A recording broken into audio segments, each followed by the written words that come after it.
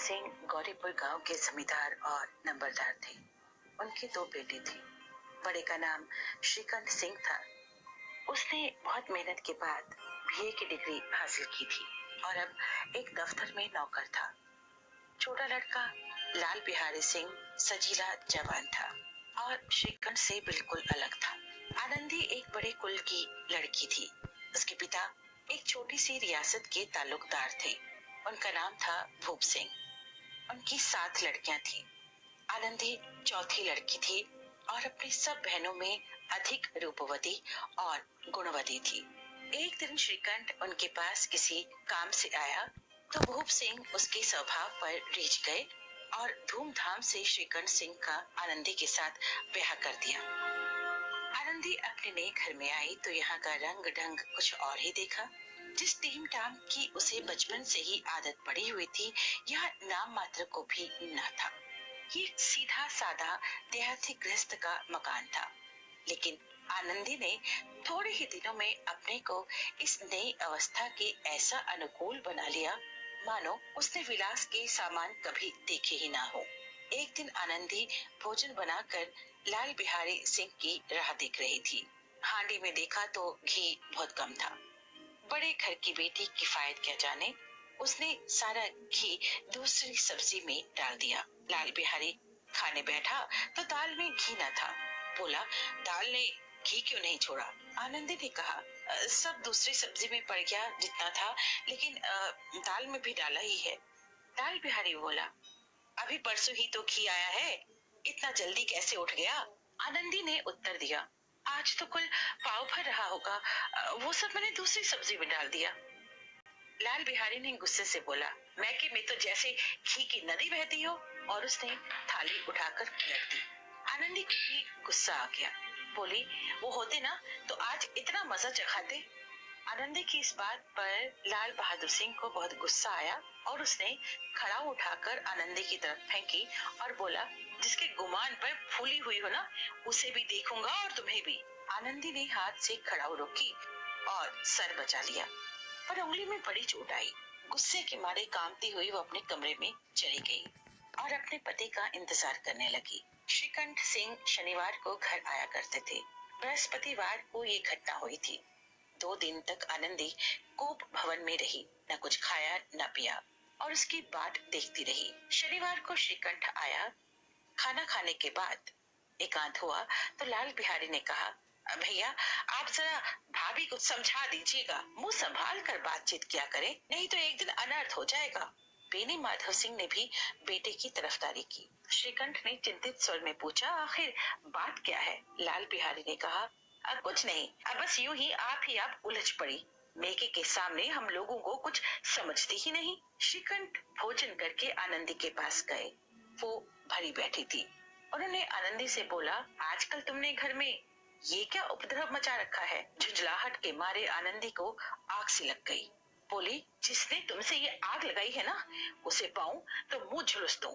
श्रीकांत ने कहा, सब बात साफ साफ कहो तो मालूम हो, मुझे तो कुछ पता ही नहीं। आनंदी ने उसे सारी बात बता दी। श्रीकांत को बहुत गुस्सा आया। दूसरे दिन सुबह श्रीकांत अपने पिता के पास गया और बोलने लगे, अब इस घर में मेरा निभा नहीं होगा। बेनी माधव सिंह घबरा उठे और बोले, क्यों? श्रीकांत ने बोला, इसलिए कि मुझे भी अपनी इज्जत का कुछ ख्याल है। जिनको बड़ों का आदर सम्मान करना चाहिए वे सर चढ़ते हैं। मैं दूसरे का नौकर ठहरा, घर पर रहता नहीं हूँ। यहाँ मेरे पीछे मेरी पत्नी पर खड़ाऊ और जूतों की बौछारें हों, ये बात मैं बर्दाश्त नहीं कर सकता। बेनी माधव कुछ जवाब न दे सके। बोले, लाल बिहारी तुम्हारा भाई है, उससे जब कभी भूल चूक हो तो उसके कान पकड़ो। लेकिन श्रीकांत ने कहा, मैं लाल बिहारी का मुंह भी नहीं देखना चाहता। लाल बिहारी सिंह दरवाजे की चौखट पर चुपचाप खड़ा अपने भाई की बातें सुन रहा था। वो उनका बहुत आदर करता था और श्रीकांत का भी उस पर हार्दिक स्नेह था, लेकिन भाई के मुंह से आज ऐसी बातें सुनकर उसका हृदय टूट गया और वो अपनी कोठरी में जाकर फूट फूट कर रोने लगा। फिर उसने कपड़े पहने, अपनी आंखें साफ की और आनंदी के दरवाजे पर चला गया और बोलने लगा, भाभी, भैया ने फैसला किया है कि वो मेरे साथ इस घर में न रहेंगे। और वो मेरा मुंह भी नहीं देखना चाहते, इसलिए अब मैं जाता हूँ। उन्हें फिर कभी मुंह ना दिखाऊंगा। मुझसे जो अपराध हुआ है उसे माफ कर देना। ये कहते कहते लाल बिहारी का गला भर आया। आनंदी ने लाल बिहारी की शिकायत तो की थी, लेकिन अब मन में वो पछता रही थी। वो स्वभाव से बहुत दयालु थी, लेकिन उसे इस बात का बिल्कुल भी ख्याल नहीं था कि बात इतनी बढ़ जाएगी। और जब लाल बिहारी ने माफी मांगी तो उसका रहा सहा गुस्सा भी पानी हो गया और वो रोते हुए श्रीकंठ के पास गई और बोली, लाला बाहर बहुत रो रहे हैं। श्रीकंठ, तो मैं क्या करूं? आनंदी, भीतर बुला लो, मेरी जीभ को आग लगे, मैंने कहां से ये झगड़ा उठाया? श्रीकंठ, मैं ना बुलाऊंगा। आनंदी, पछताओगे। श्रीकंठ ना उठे। इतने में लाल बिहारी ने फिर कहा, भाभी, भैया से मेरा प्रणाम कह दो। वो मेरा मुंह नहीं देखना चाहते, इसलिए मैं भी अपना मुंह उन्हें कभी नहीं दिखाऊंगा। और वो चलने लगा।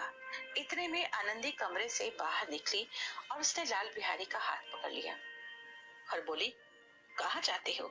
लाल बिहारी, जहाँ कोई मेरा मुंह ना देखे। मैं तुम लोगों के साथ रहने योग्य नहीं हूँ।